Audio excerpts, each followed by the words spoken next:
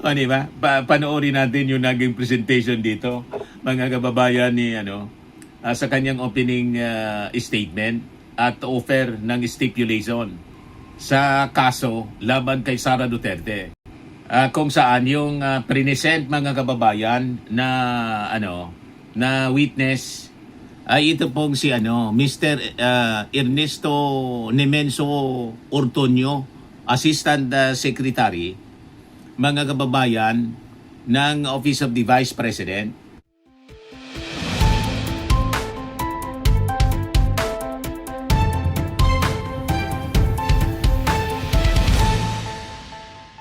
Mga kababayan, matindi yung naging presentation ngayon ng prosecution. Presentation pa lang po, sa opening statement pa lang, at presentation ng kaso laban kay Sara Duterte, at presentation ng susunod na witness. Nangamuti na po yung defense.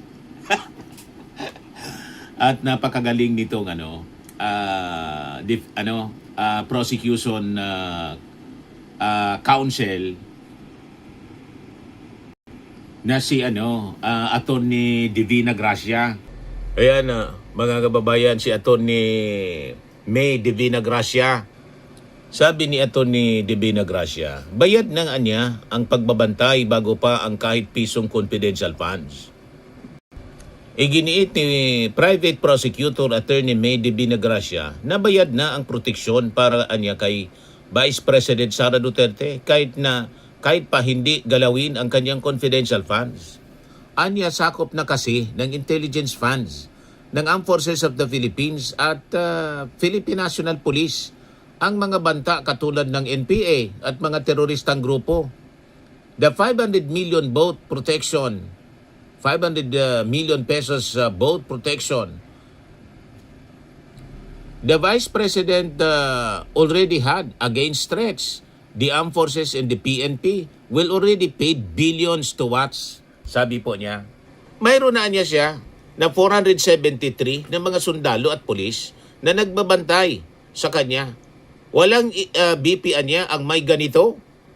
Yan ang naging parte, mga kababayan, ng kanyang presentation. At question, mga kababayan, ng prosecution yung paggastos ng confidential funds. Alimbawa dito yung 60 million pesos para sa safe house. Ayan 60 million para sa safe house. Ba't hindi? Napakalaking halaga. Pero ang mas na questionable dito, mga kababayan, pag pinagtabi pa yung mga dokumento, 11 days, 60 million ginastos. 52 days, 60 million. 67 days, 60 million. Iba-ibang paggamit anya, pero eksaktong pareho ang amount hanggang 60 million. O, di ba? Panoorin natin yung naging presentation dito, mga kababayan, ni sa kanyang opening statement at offer ng stipulation sa kaso laban kay Sara Duterte. Kung saan yung present, mga kababayan, na na witness ay ito pong si Mr. Ernesto Nemenso Ortonio, Assistant Secretary, mga kababayan, ng Office of the Vice President. Assistant Secretary siya, mga kababayan, at saka Chief of Staff ng Office of the Vice President. Ayan, mga kababayan. Just to read for the record, the matters that were already stipulated on Your Honor for avoidance of doubt. You may do so, counsel. You may proceed. So, first, that the witness, Mr. Lemuel G. Ortonio, is the Assistant Secretary and Assistant Chief of Staff of the Office of the Vice President. Second, he holds the position of Assistant Secretary at salary grade 29. Third, his appointment is coterminous with the term of the Vice President. And fourth, his position is one of trust and confidence. May the defense kindly confirm if those are all the matters that you're willing to stipulate on.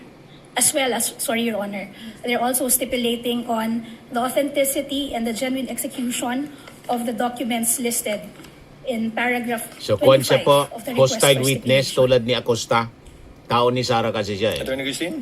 Yes, Your Honor, subject to cross-examination. Duly noted. Kindly proceed with your offer, Attorney May. Your Honors, we are offering the testimony of Mr. Lemuel G. Ortonio to qualify him as a hostile witness and to prove the following.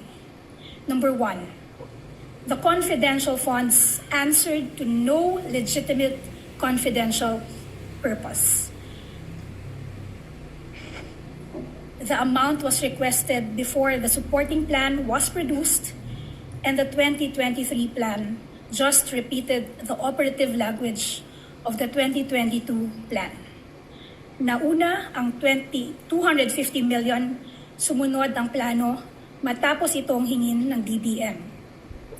Hindi plano ang nagtakda ng halaga. Ang halaga ang nauna sa kahinabol ng plano. Number two, Baliktad po. the respondent's handprints are on every document that mattered. Mula request hanggang liquidation, nasa mahalagang dokumento ang kanyang otoridad at pag-aproba. Number three, the reports were written to fit the rules, not the facts. 4 na ulat, iisang template. Mga halagang hindi nagbabago at laging eksaktong 125 million. Not a peso more, not a centavo less. Walang natira, walang sinaulit. Number 4, 5 days after COA questioned the medical and food aid item, the line disappeared while the report still totaled exactly 125 million. Question ng Commission on Audit ang medical and food aid na may halagang 40 million, 42 million at 40 million sa tatlong unang accomplishment reports. Makalipas ang 5 araw, wala na ito sa huling accomplishment report. Pero Nag-disappear. 125 million pa rin ang kabuuan ng halaga. Number 5, in 2 years, not one area, not one operation was ever named. Daang-daang area ang iniulat, 500 million ang ginastos. Ngunit wala ni isang lugar, ni isang operasyon, ni isang petsa ang pinangalanan. Number 6, Puro ghost. the liquidation was late, irregular, and backdated. 10 buwan huli ang mga resibo. Mahigit 100 ang may petsang 1 taon pagkatapos ng di umano'y bayaran.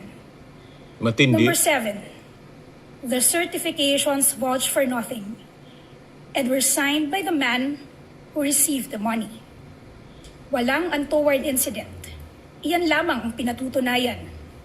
Walang halaga, walang pangalan, walang lugar at walang petsa. At ang pumirma, ang mismong tumanggap ng pera. Number 8, the 500 million bought protection the Vice President already had. And against threats, the AFP and the PNP were already paid billions to watch. 473 sundalo at pulis na ang nagbabantay sa kanya. Sahod ng Republika mula sa ibang pondo. Walang pangalawang pangulo sa kasaysayan ang nagkaroon ng ganito. At ang mga bantang tinutukoy sa mga ulat, ang NPA at mga teroristang grupo. Sakop na ng intelligence funds ng AFP at PNP. Bayad na ang proteksyon, bayad na ang pagbabantay, bago pa ang kahit isang piso ng confidential funds. Number 9, the justification for the confidential funds shifted with every finding. Sa DBM, safe implementation ng good governance programs, official engagements, and functional representation ng pangalawang Pangulo.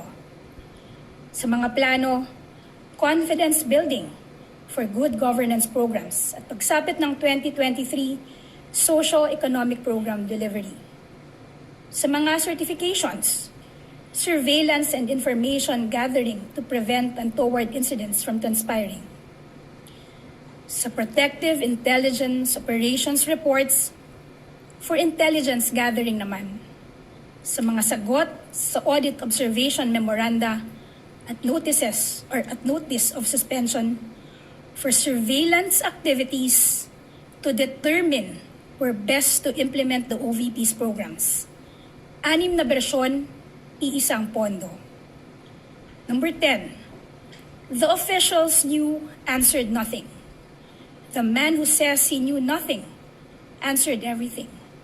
Lahat ng sagot sa COA, pirma ng testigong ito, na ang sabi wala siyang personal na kaalaman.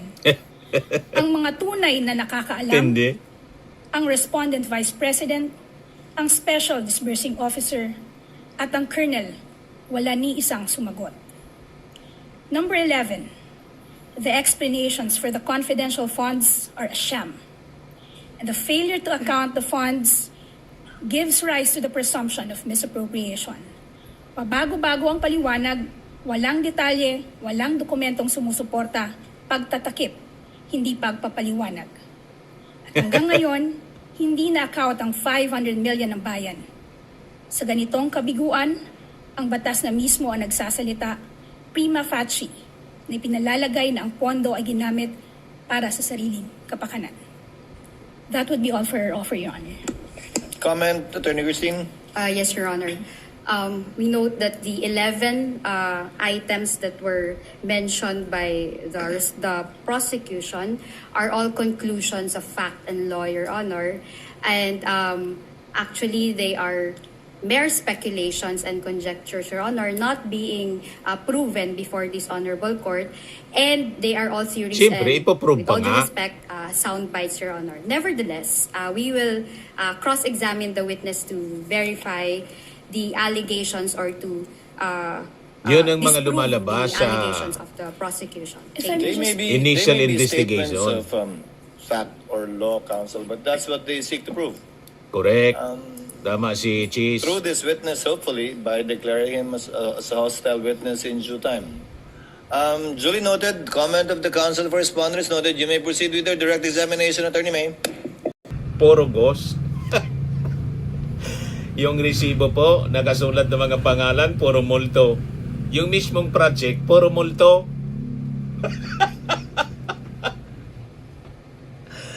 Pinunduan po ng 500 million, half billion pesos, mga kababayan. Yun ang malinaw sa kabagaan niya, Mr. Maravillas. So anyway, tingnan natin ang mga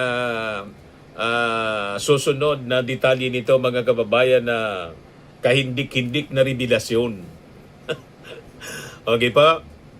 Ayan man lang muna, mga kababayan, pag utay-utayin natin para hindi kayo masyado mabulunan ng napakaraming mga kwento. Di ba? Ayan, isplice natin yung mga kaganapan, mga kababayan, kasi wala man sa inyong magtsatsaga, siyempre, na manood for 7 hours. Di ba? Kaya importante na may summary ng mga summary ng mga kwento at yung presentation na madali maintindihan. Yan ang purpose kung bakit natin ginagawa ito, mga kababayan. Madali maintindihan ng ating mga kababayan. Okay pa?